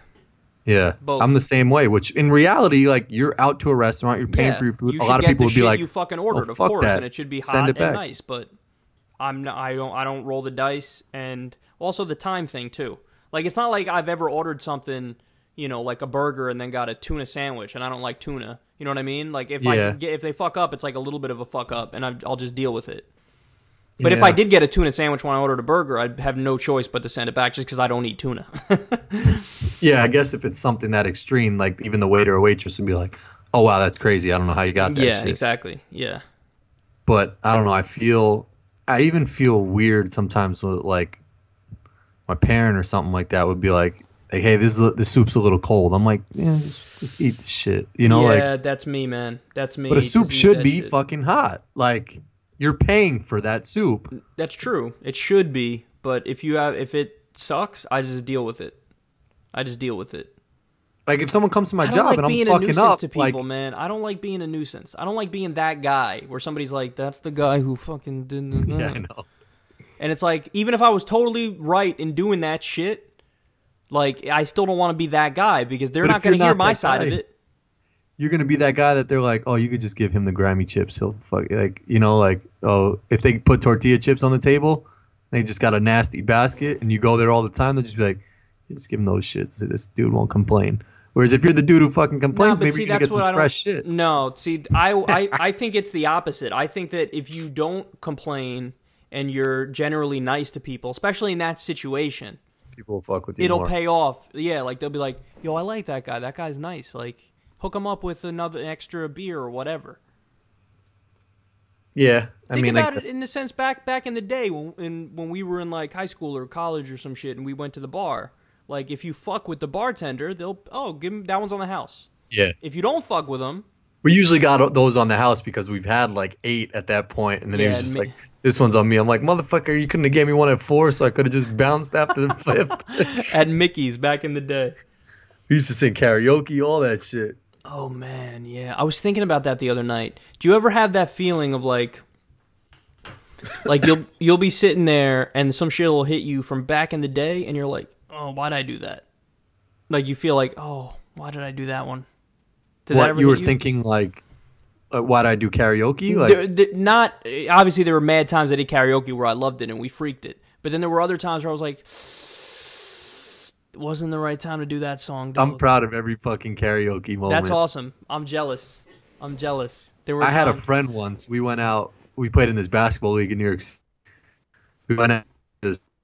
They had with a bar or something like that, and we went out after. And they had karaoke on, and he probably has the same thing you're thinking of. Like, we were all just like, we put on some, like, I don't know, classic karaoke songs. Like, it was just a chilling night. No one was really out. He put on, like, some Spanish shit and started, like, trying to sing along to it and then, like, sort of dance to it. And it wasn't the mood. It was just out of place. It was the so not mood. And we were just like, what the fuck? Man. I was go end that shit right now. Look, here's the experience I had that I was like, that was just a bad idea. First of all, for us, we didn't know, because some of the karaoke songs are, when you play them, they're like the song that you're doing the song to, but you also have the people that sing the song still in the song with the volume a little lower. Like if we pick like a Backstreet Boys song or some shit, the Backstreet Boys would be singing in it, but they would their volume would just be a little lower. So like, which helps, right? Of course it helps, because it's like you're singing and you got fucking Nick Carter and whatever the other guys' names were are singing, and then you're singing and you're like, that shit sounds all right. Yeah, motherfucker, it sounds all right because Nick Carter and the other fucking dudes are singing in the background and your voice is like kind of drowned out. That's why it sounds all right. Same thing with the radio too when you sing along to that. Yeah, of course, shit. exact 100%. So like there were times where I picked songs and I'm like, I'm gonna freak this shit, but it didn't have the dude in the background, and then you got to carry the whole thing. It's just you. And you're like, oh, I sound so bad. It's horrible. Yeah. And sometimes when they really get you is when not only is there no singer there with you, but also like the instrumental is also like low in volume. Yeah. So it's almost like you're singing a cappella. And you're like, oh, this is horrible. So I had that thought the other night. There were a few times I did that. I was like, oh, that's so There's some songs that can really fuck you up because it's like a classic, iconic song that you think you know, but there's like choruses in there or some shit that like you haven't really studied up on that you're like, you don't know how the beat goes to it, you know? Oh, when you don't know the beat, you can't even do karaoke. That's what I'm saying. Yeah, you got to know the song inside and out, or you got to know enough to hit them with the sounds, even if it's not the right words. A break song I had the other day was the Maroon 5 song that I like to make fun of. Is it this? Oh, that's all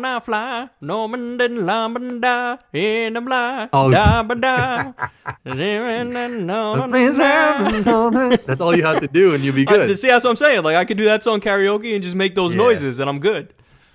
Damn. Yeah. Karaoke was the shit. I used to love that shit at Mickey's, man. Yeah, it's fun, man. It was fun. And eating those meals that would put me in a grave young. Oh, those fucking chili cheese fries. Fucking heart attack machines. Heart attack machine, but that shit was delicious. Yeah. Damn.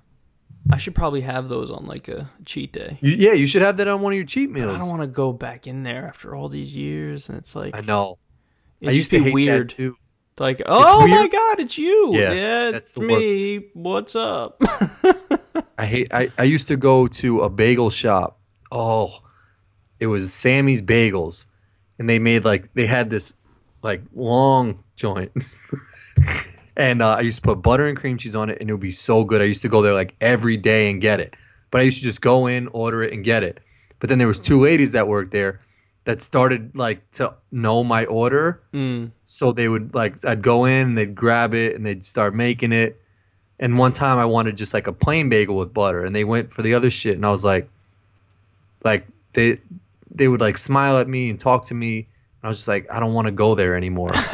Like, I fucking loved that bagel, but I didn't want to walk in there anymore just because shit. like they knew me, they would talk to me, I just wanted to be like, don't talk to me anymore. Yeah.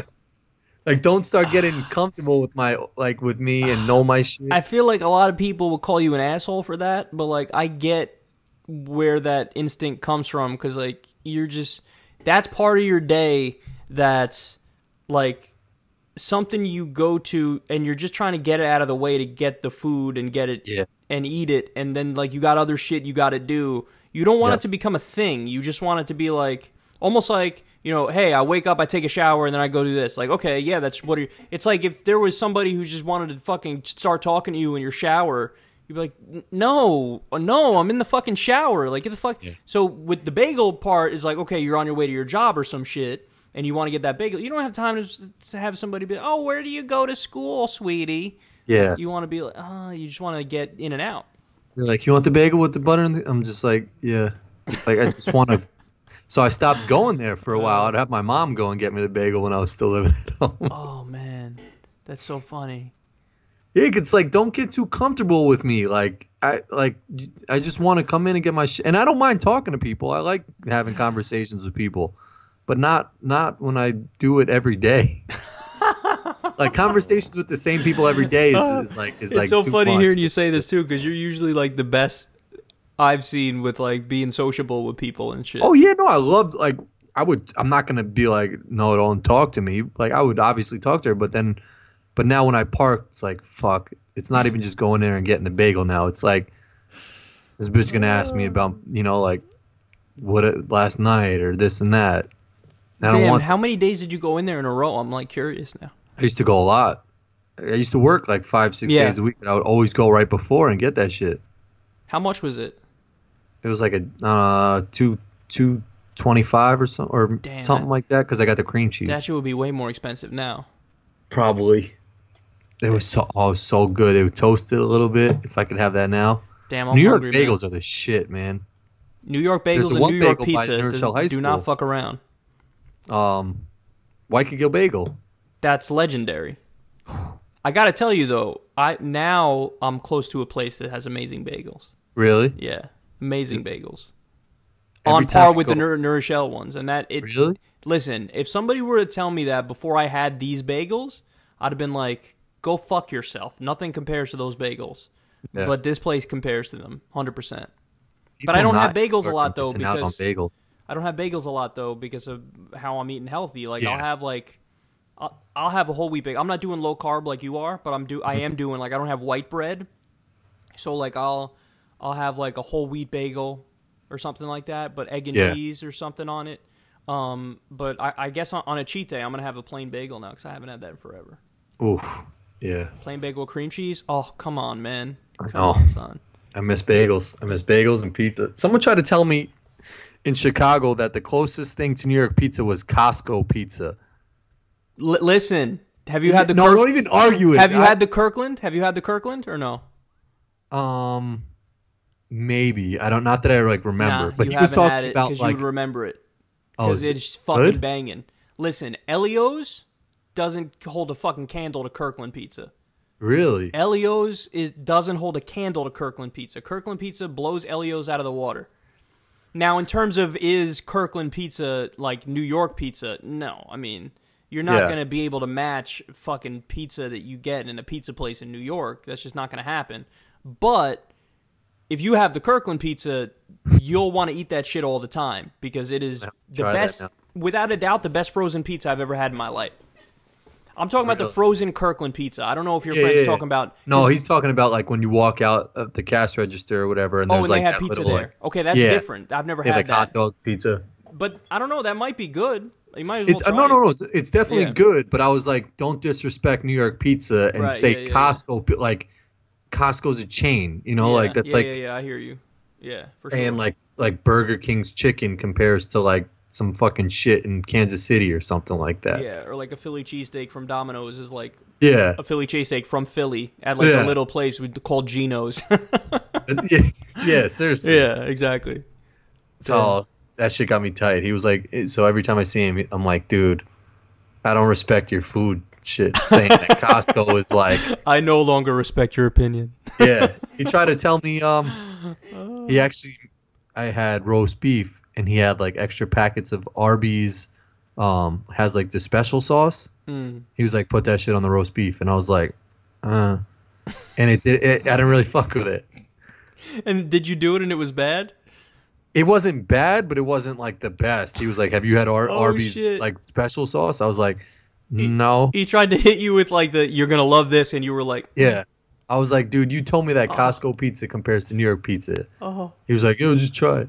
You know what that reminds me of? Chick-fil-A sauce is banging, though. You know what that reminds me of? When somebody tries to tell you, like, they're, like, already committed to telling you the shit, and they're like, did you see this movie? And you're like, no. And they're like, well, in that movie, like, no, that's, you gotta cut it off right there, dog. I haven't seen the movie. There's this scene where there's the teacher, and the teacher says to the thing, and then the part goes, woo, and you're like, I can't laugh at this. Yeah. Like, you give the courtesy laugh, and you're like, ah, but you're like, I'm gonna go now. The worst is like when someone I try not to do it, but to make someone watch a YouTube video like in your presence. Oh, it's so bad. It's the worst thing ever. You're the first thing I do is check the time on it. Yes, I'm like, what everybody does. Please be a minute or less. Please be a minute or less. You see 6+ minutes, you're like, oh. And I hope he's fast forwarding through this shit. Because you know the whole time they're going to be looking at your face as you watch it. And you got to be like, is this the part I'm supposed to react to? Yup. There's a funny ass video, I think. I think it's a quick like meme thing. And it's like when your boy shows you to watch this video. And there's like a little kid showing a girl. And he's like, he like keeps like, it's mad funny. Oh, I know that feeling so well. All right, son. Let's call it a show because I'm hungry now. I want to go eat something. I know, healthy, bro. Yeah. I still good using time. You cut out. What'd you say there? I said I still feel good. Usually I'm falling asleep. It's 2 days strong with this running shit, man. It's actually true. Usually you're like super tired, and now you're like, woo, let's keep talking, bro. So yeah, good shit. All right, guys, we love you, and we'll talk to you soon. Peace.